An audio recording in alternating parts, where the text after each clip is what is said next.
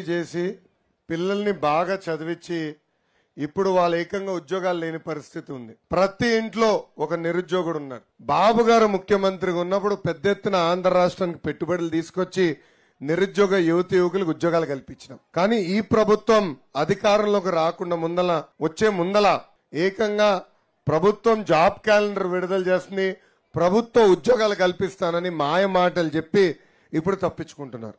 అందుకే బాబు గారు చాలా స్పష్టంగా చెప్పారు, చంద్రబాబు నాయుడు గారు ముఖ్యమంత్రి అయిన మొదటి 5 సంవత్సరాల్లో ప్రభుత్వ, ప్రైవేట్ మరియు స్వయం ఉపాధి ద్వారా 20 లక్షల మందికి ఉద్యోగాలు కల్పించే బాధ్యత మేము తీసుకుంటాం.